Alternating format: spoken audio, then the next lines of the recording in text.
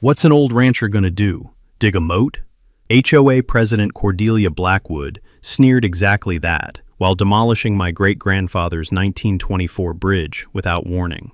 24 hours later, she wasn't laughing. Picture the woman who called my family's century-old stonework a rustic eyesore, now knee-deep in muddy creek water. Designer heels sunk in muck, perfect blowout ruined, watching her Tesla disappear under 12 feet of floodwater. "You hillbilly psychopath," she screamed across the water. "How dare you flood my home?"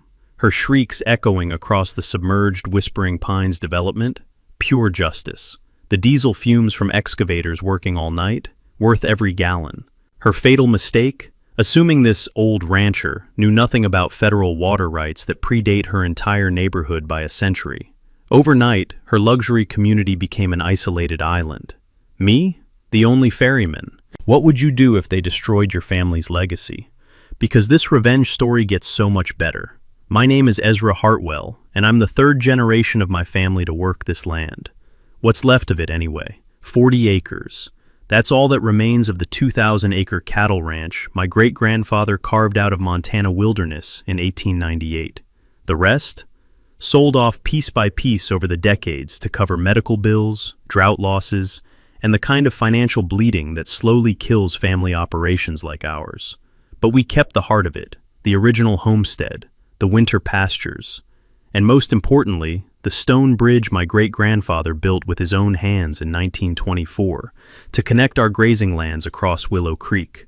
I can still smell the limestone mortar dust from his workshop, still feel the rough texture of those hand-carved stones under my fingertips. Every morning for 30 years, I'd driven cattle across that bridge, listening to the satisfying clip-clop of hooves on century-old stonework, the sound of home. That bridge wasn't just transportation. It was family DNA made visible in Montana stone, which is why when my wife Martha died 2 years ago, I'd sit on that bridge every evening, tracing the initials she'd carved there on our wedding day.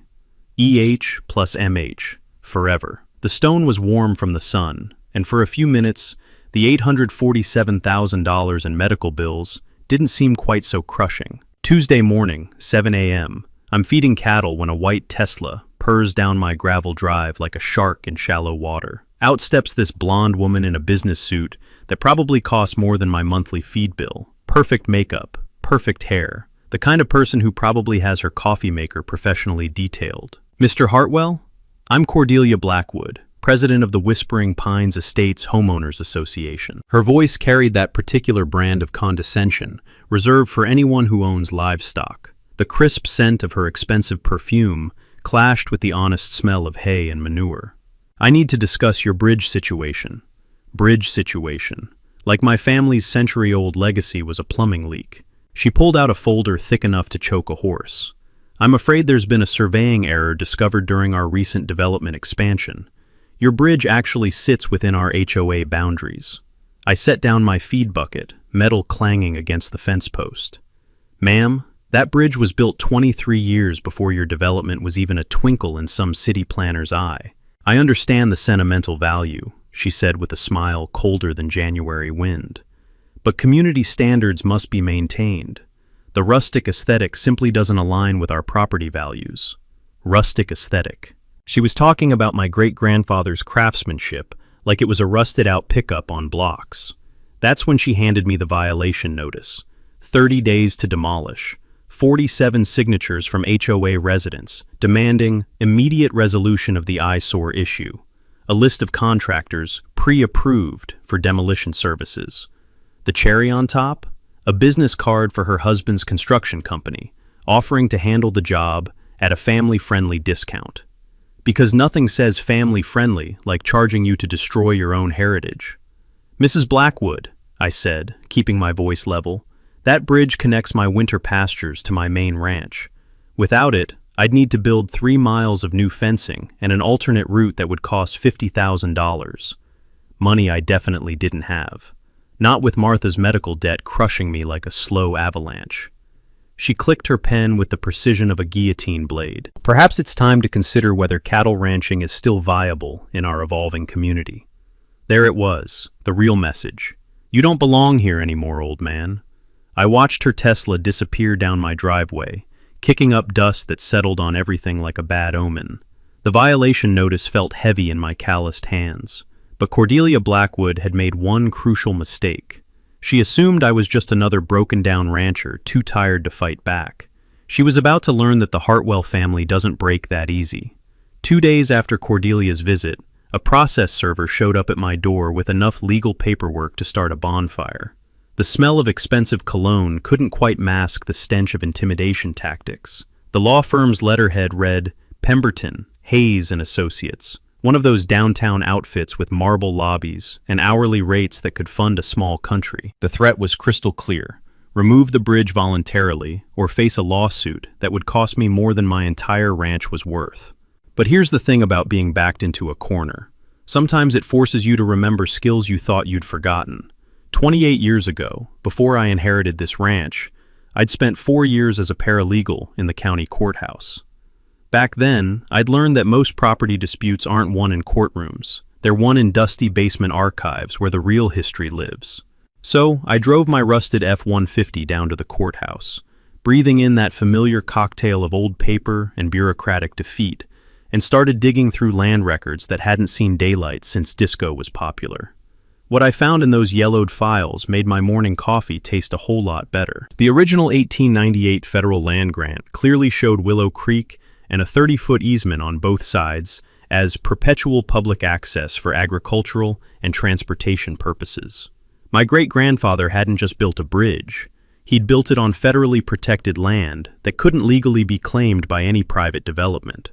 Something about grandfathered easements and federal water navigation rights that most modern lawyers forget to check.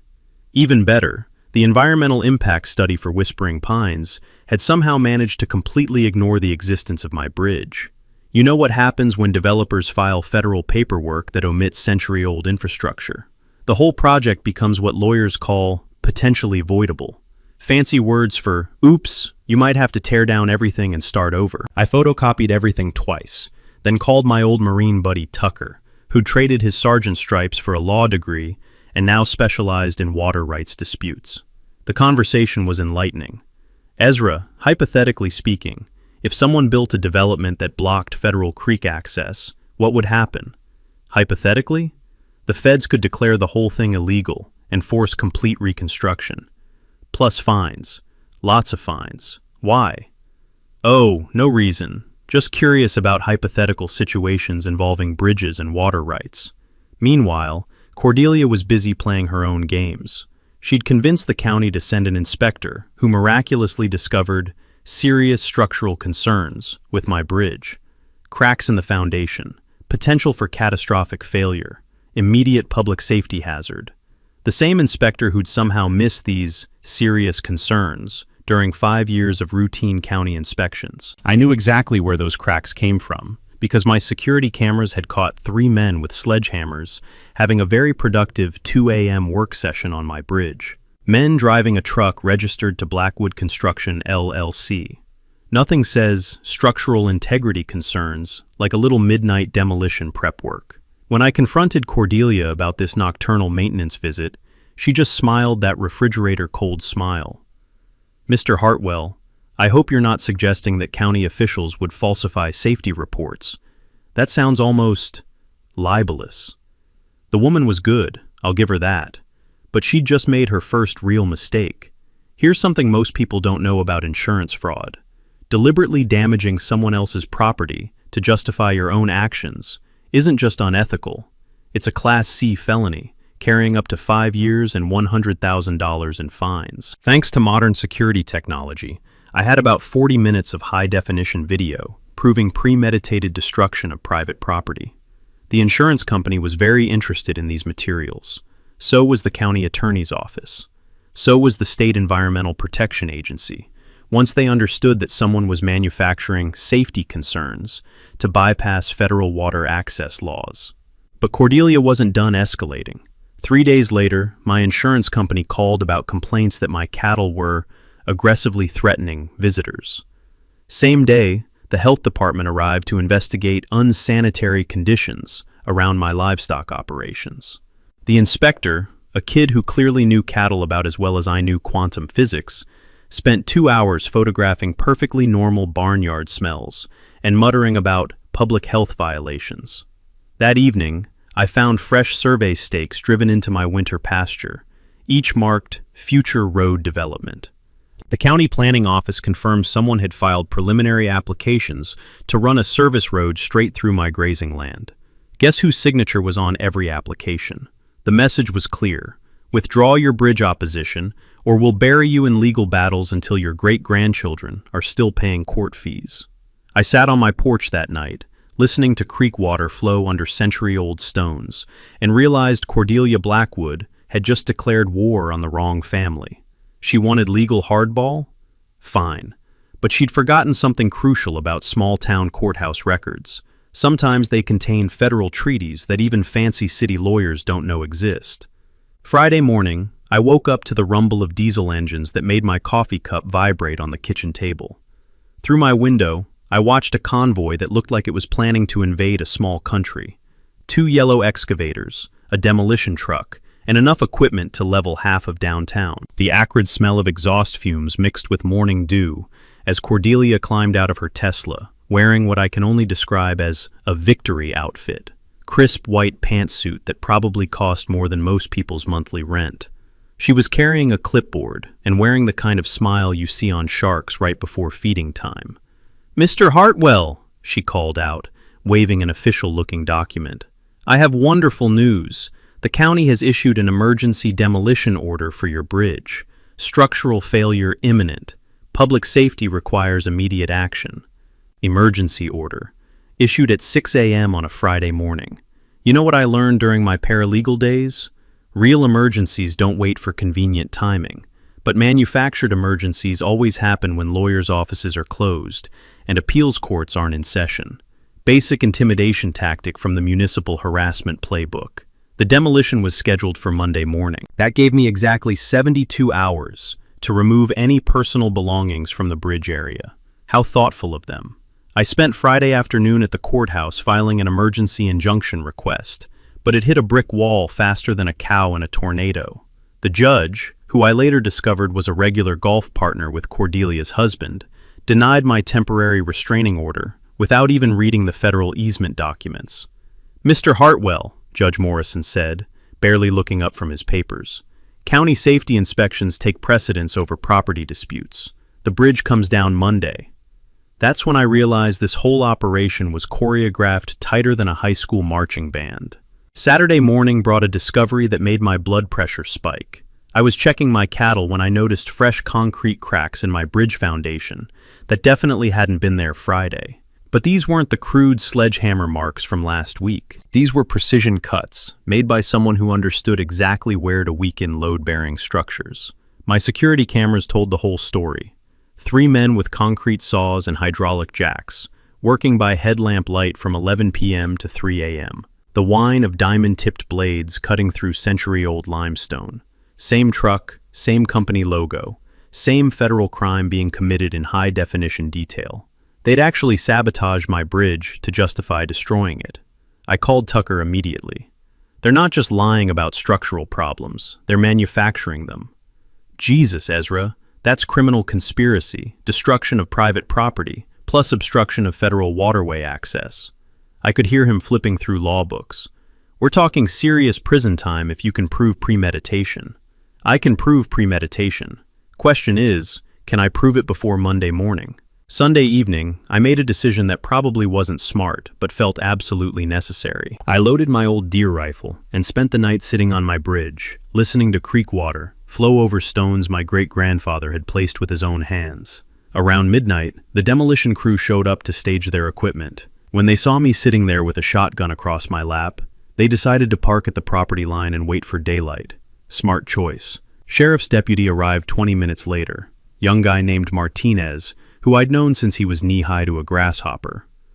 "Ezra, you can't be out here armed. You know that, right?" "Deputy Martinez, I'm on my own property with a legally owned firearm, committing no crimes and threatening nobody. Last I checked, that was still constitutional in Montana." He radioed back to dispatch, then walked over. "Look, I understand you're upset about the bridge situation. What would really help is arresting the people who've been vandalizing my property all week. I handed him a USB drive. 40 hours of security footage, everything time-stamped and documented. Martinez looked at the drive, then at the demolition equipment, then back at me. Something in his expression told me he was starting to smell the same rat I'd been tracking. Monday morning arrived like a funeral procession. 2 sheriff's deputies, the demolition crew, county inspector with a clipboard, and Cordelia Blackwood, standing off to the side like she was watching her favorite soap opera. That's when my real insurance policy revealed itself. See, while Cordelia had been busy orchestrating this legal theater, I'd been doing some choreography of my own. Every HOA board meeting for the past month, every private conversation between her and the county inspector, every phone call to her husband's construction company, all recorded on the wireless microphones I'd been strategically placing around her favorite meeting spots, including last night's call, where she'd explicitly discussed creating additional structural damage to justify emergency demolition before federal agencies could interfere. Sometimes the best defense is letting your enemies hang themselves with their own words. The morning after they demolished my bridge, I woke up to silence. No clip-clop of cattle hooves on century-old stone, just the hollow sound of creek water flowing where my family's legacy used to stand, mixed with the distant hum of Cordelia's victory celebration echoing across the valley. But Cordelia Blackwood wasn't content with just winning. She wanted total annihilation. Tuesday brought the first salvo of her scorched earth campaign. An anonymous health department complaint about noxious livestock odors, creating a public nuisance. The inspector, a pale city kid who probably thought milk came from cartons, spent 3 hours photographing my perfectly normal cattle operation, while breathing through his mouth like he was touring a plague ward. Wednesday morning, property tax assessors materialized unannounced to reevaluate recent improvements. 15 years of stable assessments, but suddenly my ranch needed urgent review the day after losing federal appeals. Coincidence, I'm sure. Thursday brought noise violation complaints about my 6 a.m. cattle feeding schedule, because apparently the sound of hay hitting feed troughs was disturbing the suburban serenity that Cordelia had worked so hard to curate. Next, they'd probably complain about roosters crowing at dawn. But Friday's attack hit where it hurt most. I was driving my feed truck down the shared access road, the same route I'd used for 30 years, when I found orange traffic cones blocking my path like a line of plastic soldiers. A fresh sign reading, "Private Road, No Through Traffic," had sprouted overnight. Cordelia stood beside her pristine Tesla, clipboard in hand, wearing a smile that could freeze Satan's coffee. "Mr. Hartwell, perfect timing. The HOA voted last night to restrict access on our private roadway. Insurance liability concerns, you understand. This road was built on a county easement in 1962, I said, tasting the metallic tang of barely controlled rage. You can't privatize public access. Actually, we can. Our legal team discovered the original easement only covered residential traffic. Commercial livestock operations require separate permits, her smile widened, which were never obtained. That's when I realized how deep this went. Someone had spent serious money digging through 40-year-old county records, hunting for legal loopholes like a truffle pig searching for buried treasure. The kind of systematic research that takes teams of lawyers and costs more than most people's annual income. This wasn't revenge anymore. This was a coordinated campaign to force me off land that had been in my family for 4 generations. Over the next week, the attacks came with military precision. Insurance complaints about unsafe livestock practices, environmental reports about cattle waste contaminating groundwater, fire department notifications about improperly stored agricultural chemicals, which turned out to be standard cattle feed stored exactly like it had been for 3 decades. Each complaint triggered inspections. Each inspection required paperwork. Each form demanded fees and legal responses that steadily drained my already empty bank account. But the psychological warfare cut deeper than the financial bleeding.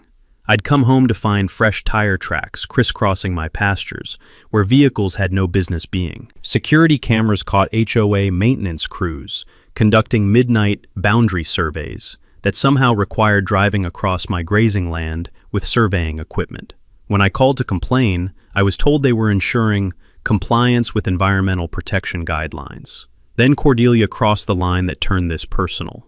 Someone filed complaints with the county cemetery board about the unauthorized memorial structure I'd built for Martha. The simple stone marker I'd placed by the creek, where we used to sit and watch sunsets paint the Montana sky, was suddenly unpermitted construction, violating county ordinances. They wanted to remove my wife's memorial because it didn't match their aesthetic vision.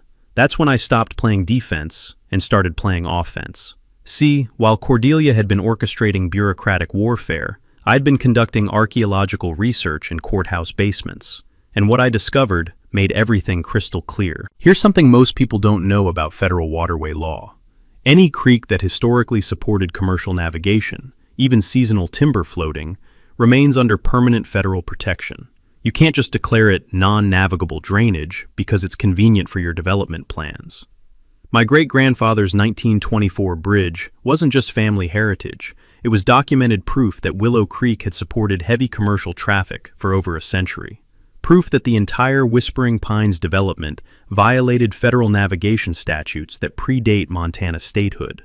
But the real bombshell came when I cross-referenced construction permits with original water flow maps. Cordelia's husband hadn't just built on protected federal land. He'd actually redirected the creek's natural path to maximize developable lot sizes. Environmental destruction for profit, all documented in the county's own filing system. I sat in my truck that evening, photocopied evidence spread across my dashboard like a treasure map, realizing I held documentation that could invalidate $15 million worth of luxury development and potentially send Cordelia's husband to federal prison. The question was whether I was angry enough to pull that trigger. After they'd threatened Martha's memorial, I was just getting started. That weekend, I called Tucker with the kind of urgency usually reserved for barn fires and medical emergencies. "I need you to look at something," I said, "and I need you to tell me if I'm crazy or if I just found the smoking gun that could blow this whole thing wide open." Tucker drove up from Billings Sunday morning with a briefcase full of federal water law textbooks and the kind of serious expression he used to wear when briefing missions in Afghanistan. We spread everything across my kitchen table: county maps, construction permits, environmental studies, and the yellowed 1889 Federal Navigation Survey that smelled like old leather and forgotten secrets.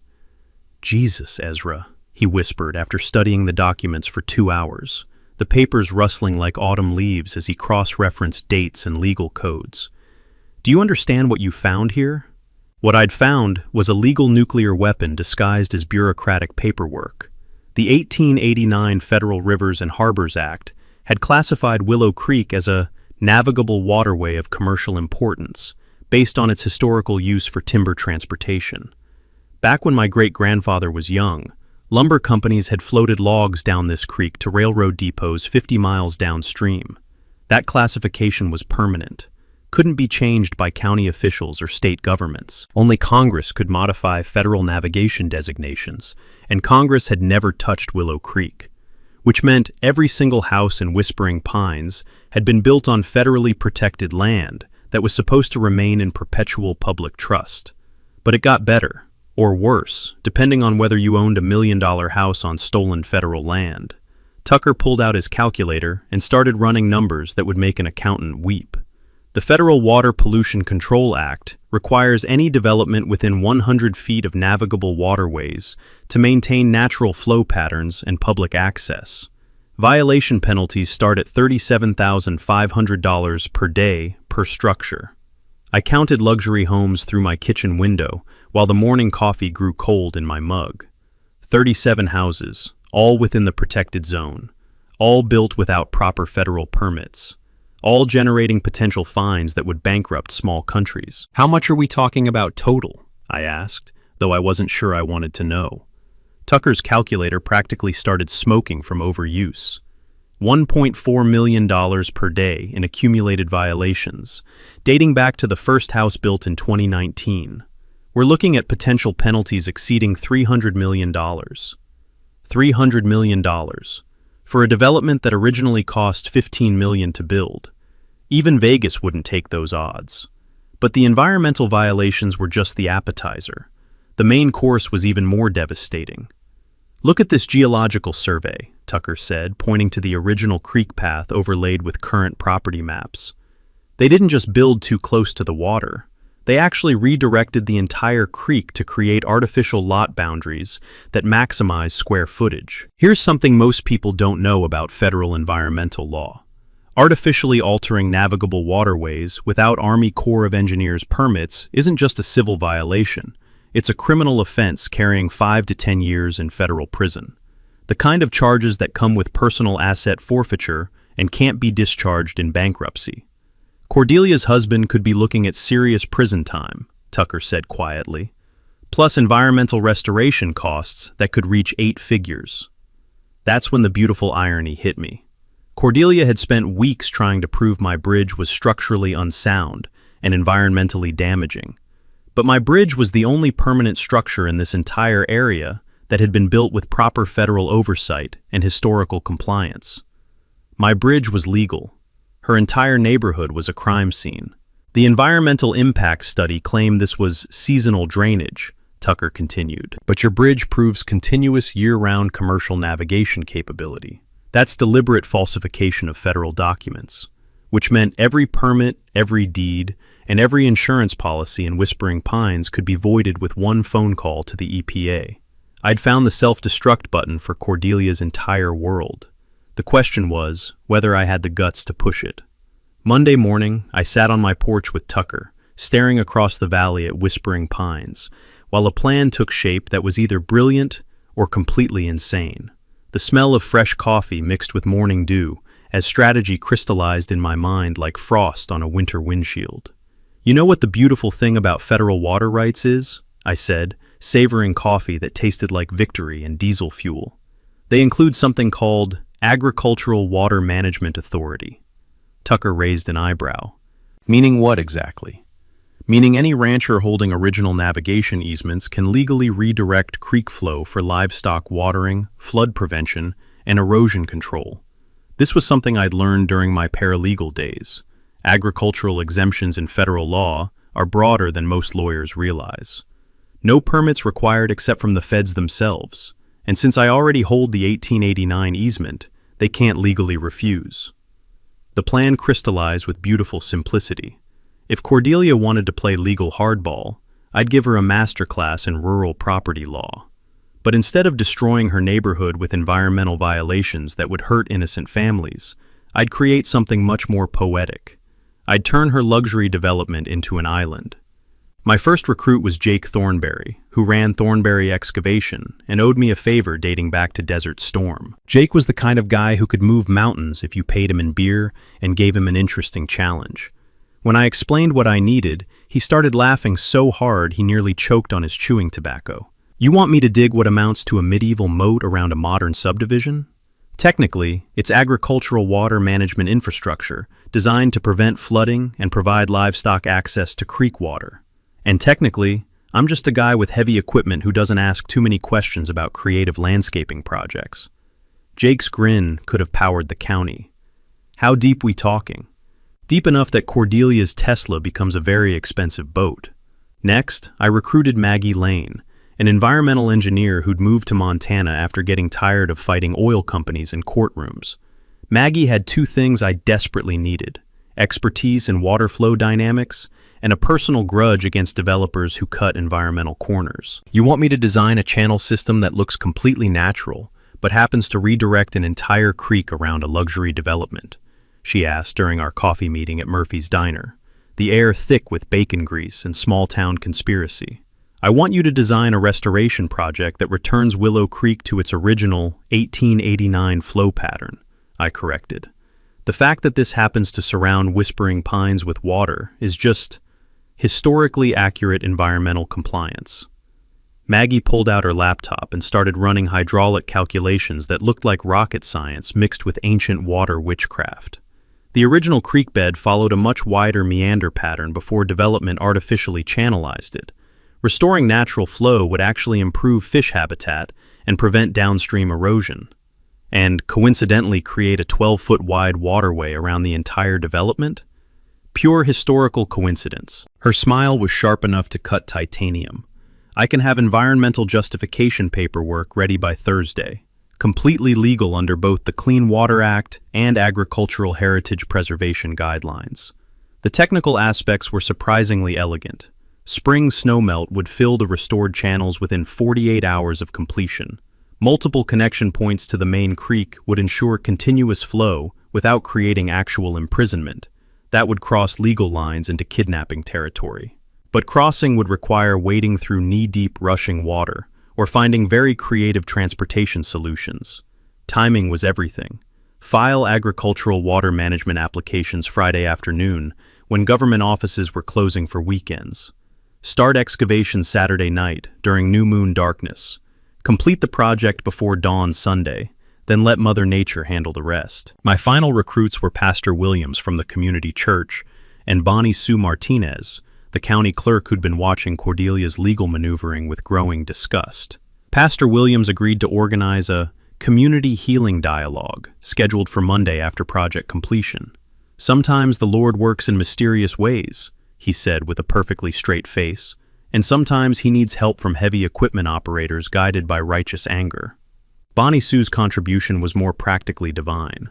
"You know what's interesting about agricultural permits filed after 5 p.m. on Fridays?" she asked while stamping my paperwork with bureaucratic precision. "They don't get reviewed until Tuesday morning at earliest. Gives folks plenty of time to complete urgent flood prevention projects over weekends." The beauty of the entire operation was its complete legality. Every permit properly filed, every environmental regulation carefully followed, every federal water right thoroughly documented. I wasn't breaking laws. I was using them more creatively than Cordelia's expensive legal team had ever imagined possible. Saturday evening, I stood in my pasture watching Jake's excavators move into position like mechanical dinosaurs preparing for nocturnal hunting. Diesel exhaust mixed with evening mist, creating an almost mystical atmosphere, as if we were summoning ancient creek spirits to reclaim stolen territory. "You sure about this, Ezra?" Jake's voice crackled over radio static. "Once we start digging, there's no going back." I looked across the valley at Cordelia's house, where victory celebration lights blazed in windows that would soon have a very different view. "Start digging," I said. "Time for Willow Creek to remember where it used to live." The morning after bridge demolition, Cordelia Blackwood held what can only be described as a victory parade, disguised as a press conference. She stood on the exact spot where my great-grandfather's stonework had been reduced to rubble, wearing a crisp white blazer that probably cost more than my monthly feed budget, addressing reporters while the morning breeze carried the acrid smell of fresh concrete dust. "Today represents a triumph of community standards over individual obstinacy," she declared, her voice carrying that particular smugness reserved for people who think they've just conquered a small nation. "Whispering Pines has successfully modernized our infrastructure while maintaining our commitment to property values and residential harmony." Behind her, Willow Creek flowed unobstructed for the first time in nearly a century, carrying away limestone fragments that had witnessed 4 generations of my family's history. The sound of rushing water over broken stone felt like listening to my heritage being erased, one pebble at a time. What Cordelia didn't know was that 12 hours earlier, I'd received final environmental approval for my agricultural water management project. What she also didn't know was that Jake's excavation equipment was already positioned at 3 strategic locations around her precious development, hidden behind natural tree lines like mechanical wolves waiting for moonrise. But her victory celebration was just the opening act of her final assault. That afternoon brought a coordinated attack that revealed the true scope of her campaign. My cattle feed supplier called to inform me that anonymous complaints about my credit history required immediate cash payments for future deliveries. My veterinarian received tips suggesting I was operating without proper livestock health permits. The county building inspector materialized to investigate structural concerns about my century-old barn that had somehow become urgent overnight. Each harassment was individually minor, but together they created a financial stranglehold designed to squeeze me off my land like toothpaste from a tube. This wasn't about bridge aesthetics anymore. This was about total conquest. The real escalation came when I discovered fresh survey stakes driven into my winter pasture, accompanied by notices that someone had filed applications for a scenic overlook road, cutting directly through my grazing land. The proposed route would connect Whispering Pines to the county highway, providing residents alternate access that eliminated their need for the easement road I'd been fighting to use. Here's something most people don't understand about eminent domain. Local governments can seize private property for public benefit, but they have to prove the taking serves genuine community needs, not private developer profits. When I called the county planning office, I learned Cordelia's husband had filed this application as emergency infrastructure that would improve property values for the entire community. Public benefit. They were planning to steal my pasture and call it a taxpayer favor. But the psychological warfare reached its sickening peak when I found a manila envelope tucked under my windshield wiper. Inside were photocopies of Martha's medical bills, along with a typed note. Seems like ranch operations aren't financially viable anymore. Perhaps it's time to consider more practical alternatives before debt collectors get involved. They'd been investigating my deceased wife's cancer treatment expenses, using her final months as ammunition in their property war. The taste of copper fury filled my mouth as something cold and final settled in my chest. This had moved far beyond HOA disputes or zoning regulations. Cordelia had declared total war on everything sacred in my life, and she'd just made the fatal mistake of weaponizing my grief. While she'd been orchestrating this psychological campaign, I'd been conducting my own intelligence operation. Security cameras documented every trespass, every planted survey stake, every midnight inspection. More importantly, I'd been recording phone conversations between Cordelia and county officials, thanks to wireless microphones strategically placed around her favorite meeting spots. The recordings revealed corruption that stretched from City Hall to the courthouse, county inspector payments, judge golf partnerships, environmental study falsifications, a conspiracy designed to transfer my property to developers at distressed sale prices.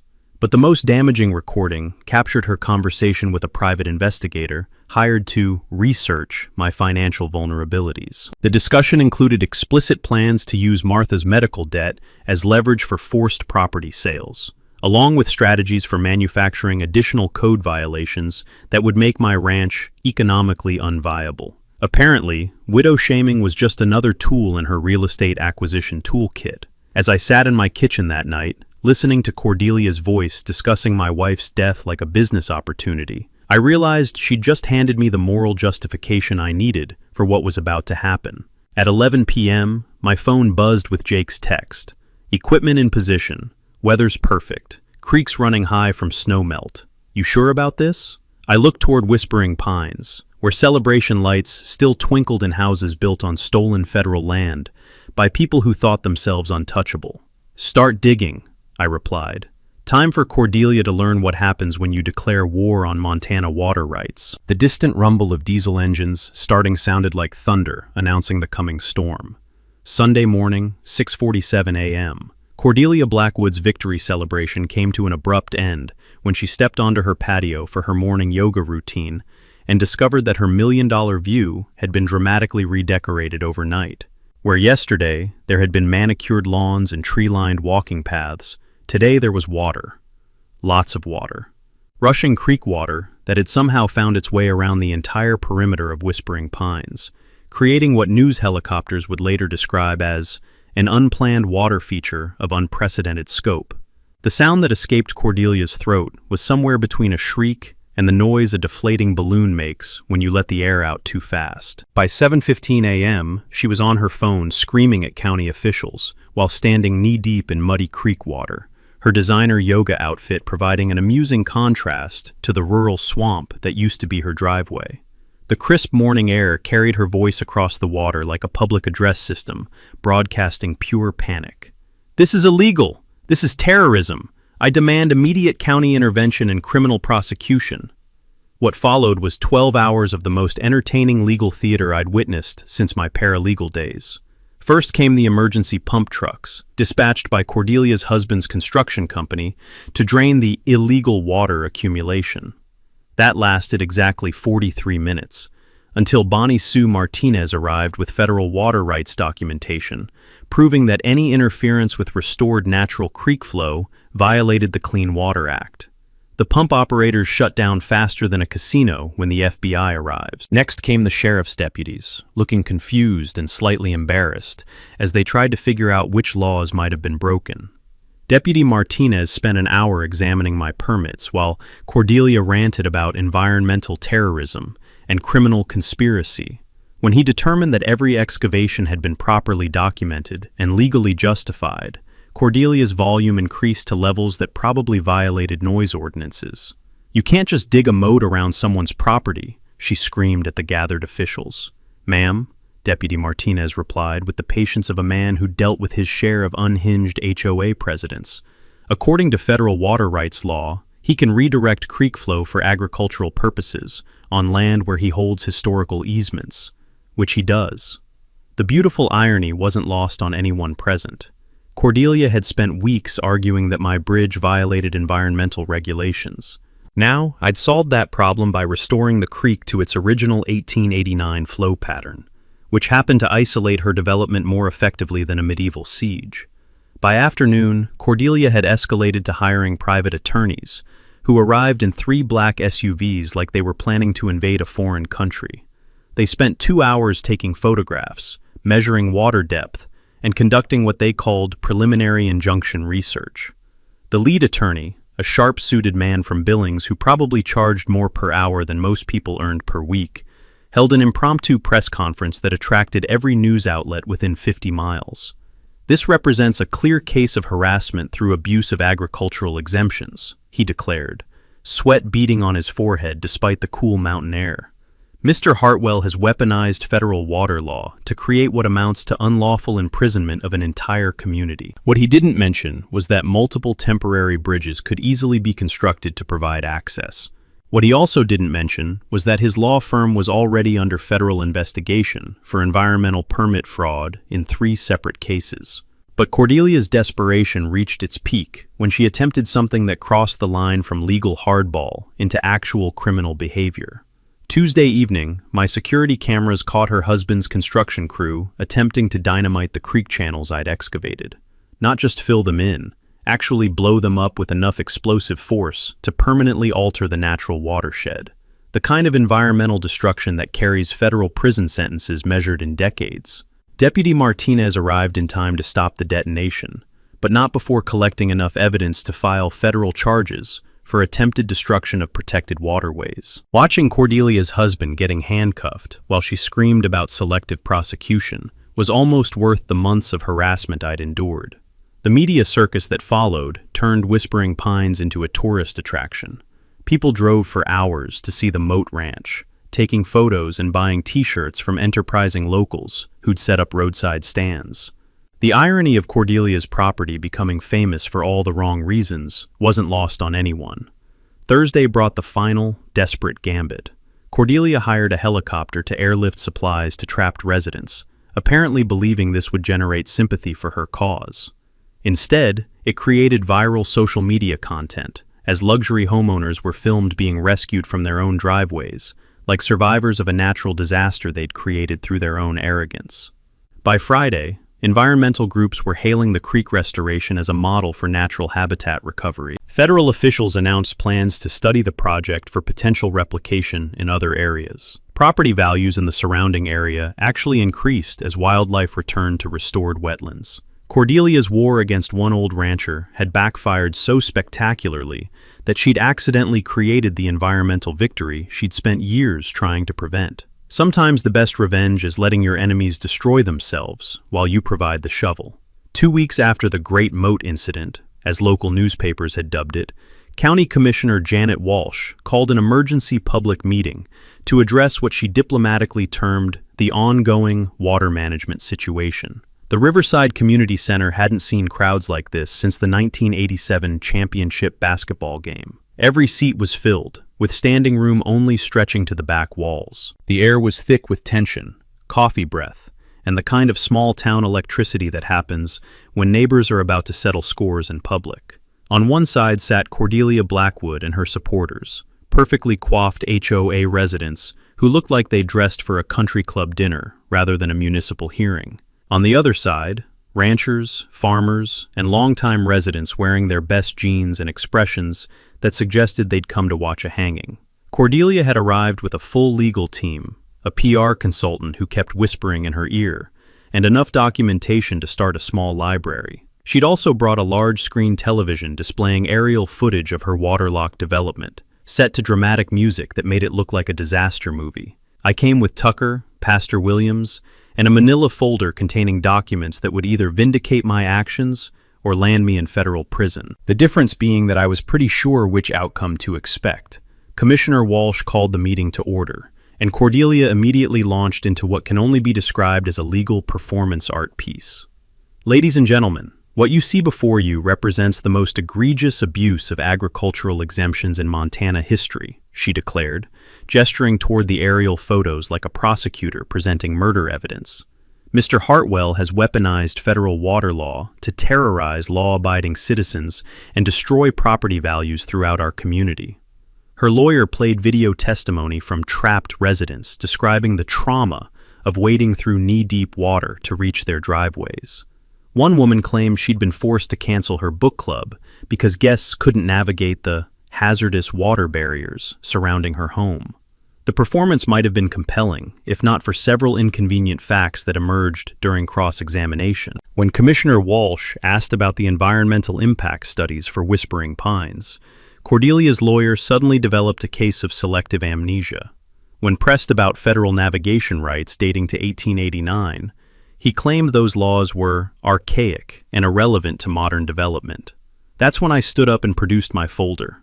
Commissioner Walsh, I'd like to submit evidence regarding the legal status of Willow Creek and the federal violations committed during the Whispering Pines construction. What followed was the most satisfying 20 minutes of my adult life. I presented the 1889 Federal Navigation Survey, proving Willow Creek's protected status.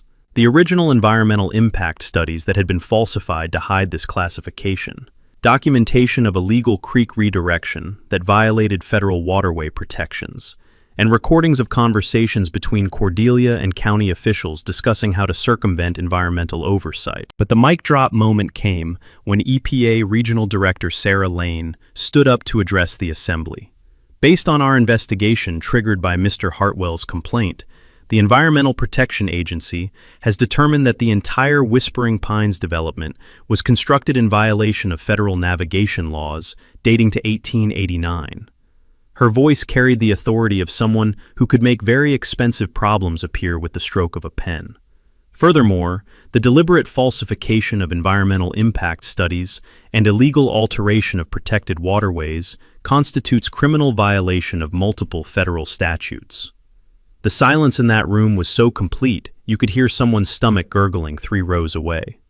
Director Lane continued, "The federal government is prepared to offer a settlement that would allow current residents to remain in their homes, provided the development agrees to comprehensive environmental restoration and pays accumulated fines totaling $2. $3 million.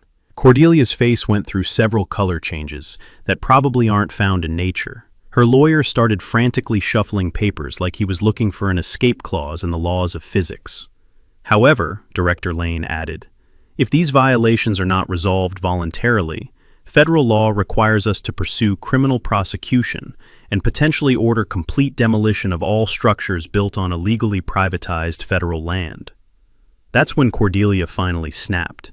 "This is ridiculous," she shrieked, standing so fast her chair toppled backward. "You're all conspiring against legitimate business interests. This is nothing but rural bias and environmental extremism."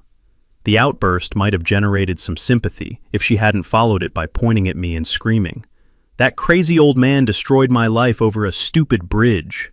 Commissioner Walsh gavelled for order, while Cordelia's PR consultant physically restrained her from additional outbursts. Pastor Williams stood up from the audience. "Maybe it's time we focused on healing this community instead of fighting over who's got the bigger legal stick."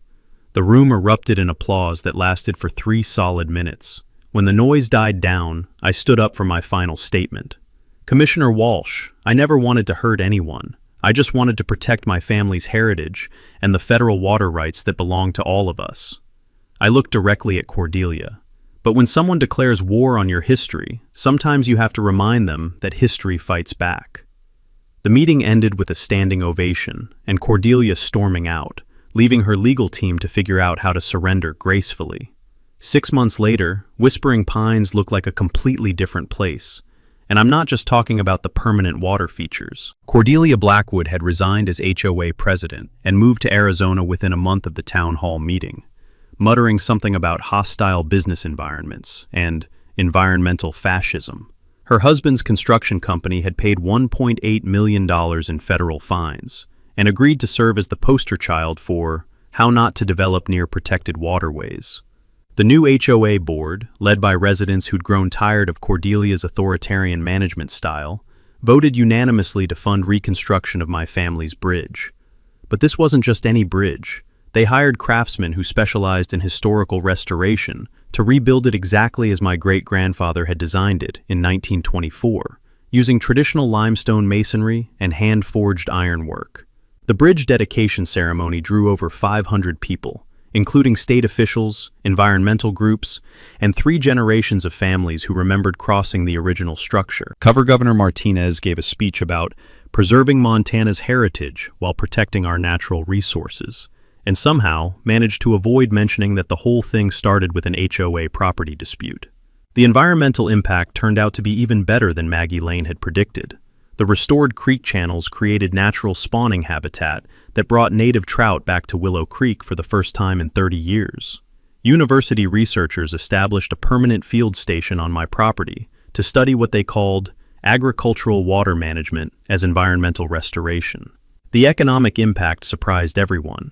Tourism to the famous Moat Ranch generated enough revenue for me to pay off Martha's medical debt and establish the Martha Hartwell Memorial Scholarship for students pursuing agricultural or environmental studies. Local businesses reported their best year in decades as visitors came to see the bridge, the restored creek, and what the travel magazines called Montana's most photogenic water feature. But the real healing happened in ways that couldn't be measured in dollars or tourist numbers. The annual Bridge Festival became a celebration of community cooperation, with former HOA adversaries working alongside ranchers to maintain trail systems and wildlife habitat. Local school children take field trips to learn about water rights, environmental stewardship, and what happens when communities work together instead of fighting each other.